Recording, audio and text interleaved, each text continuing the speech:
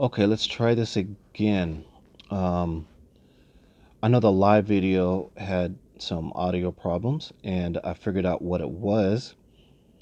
And I actually had done a test video, and to hear it, you have to unplug it and then listen to it. And I did that, and it was great.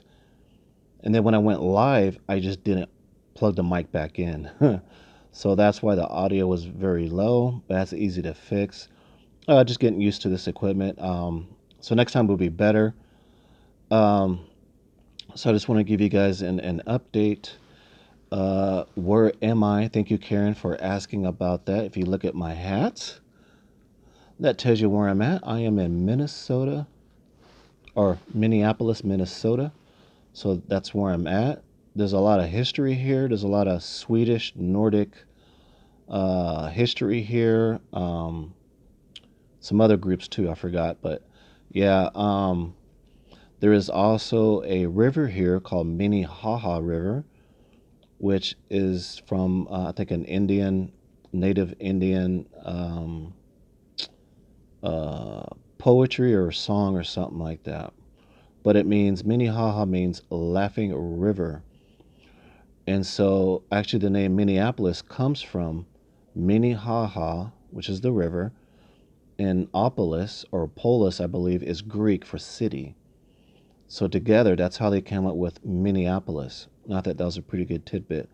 And that came from Mark, my brother-in-law. He was telling me about that tidbit, and I thought that was interesting.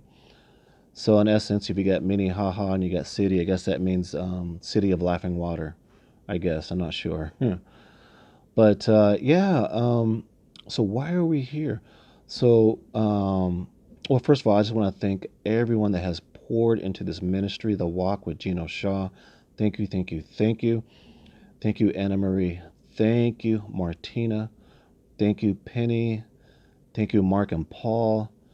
Thank you to everyone. Thank you, Mike. Thank you. Thank you to Cassidy. Just you guys have really poured in, and it's been amazing. And just like the first time we moved, when we moved to Nevada, people were just pouring in, and so that brings us to why we're here. So while I was in Nevada, I was received quite well when we went to Pahrump, and that was fine. And then I moved to Las Vegas. So when I went to Las Vegas, I started encountering religious spirits, and so what happened is the challenge there was this: where I was staying at, the homeowners, they believed in flat Earth. I don't know if you ever heard of flat Earth, but they believe the Earth is not round, but rather it's flat, and that's false teaching, and it's this false doctrine. And as a matter of fact, I had a dream 2 days prior to them ramping up the flat Earth. I had a dream, and my dream was I had a well-known prophet behind me was pulling me, telling me, "Stay over here, stay away from the false teaching." And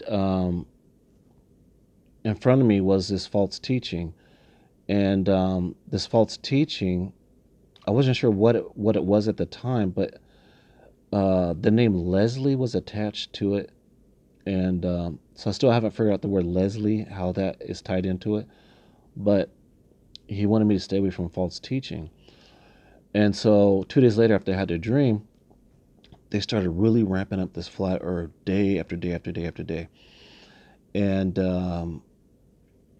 it just became really apparent that they were really restless. And finally, in my prayers, the Lord was like, "Okay, you've been on the sideline too long. You need to speak up." And so that's why I spoke up. And when I spoke up to the group of the flat Earth, I let them know I laid down the foundation of love. I let them know I love each and every one of them, and that's true. And it's still true to this day. I still love them. I love them, but I hate the demonic, if that makes sense. And so I let them know that you can no longer do this flat earth. It's not right. It's not from God. And and they were offended. The spirit of offense was really on strong, and I probably said it about as nicely as you could. And the thing is they were offended, and the Lord told me afterwards that if you have a knife, and whether you cut yourself fast or you cut slow, it's gonna hurt. And so that's what happened. No matter how nice I say it, the sword that cut it cut down to the heart, and it hurt. They were offended by it, and we can no longer work together. And I specifically asked them. I said, "Can we unite under the banner of Jesus Christ?" And would you believe it? They said no. They said no. And what does the Bible say? Anything that exalts itself above God, you have to bring it down. It doesn't. I mean, it's even common sense. And so they wouldn't let it go. They wanted flat earth above Jesus Christ.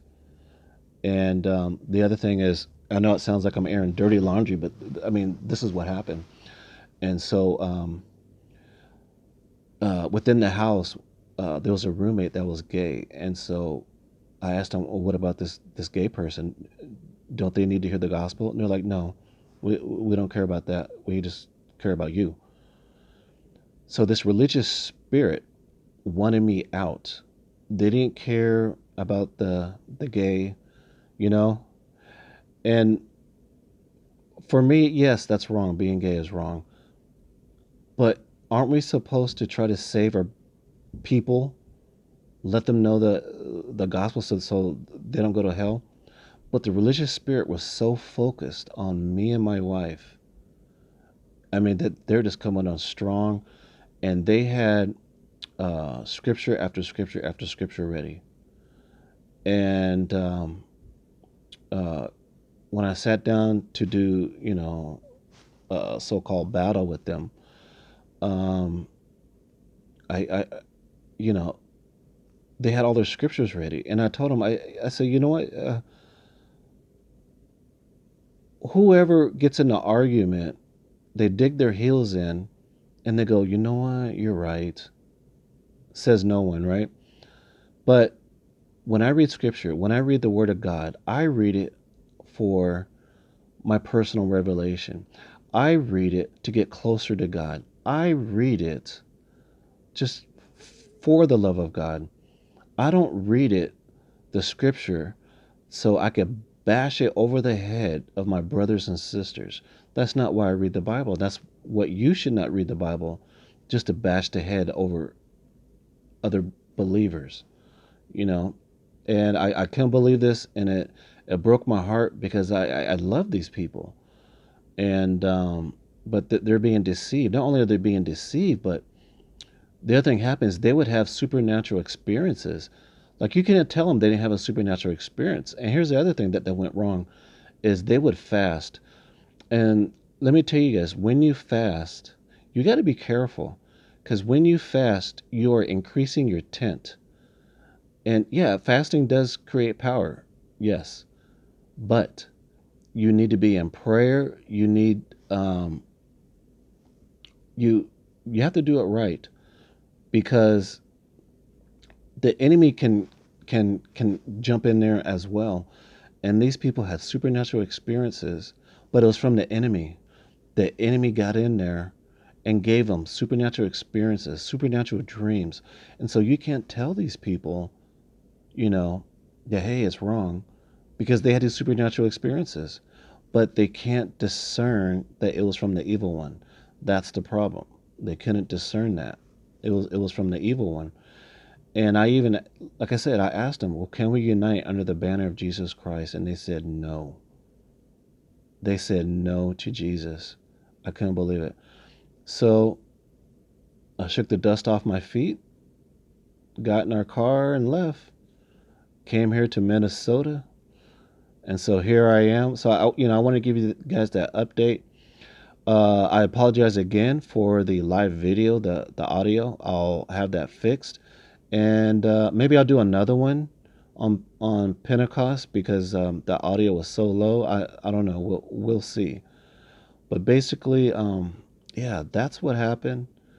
But praise God, He's doing something in this day. Pentecost is coming. I'm excited. You should be excited. Thank you. Thank you guys for watching, and God bless you. Amen.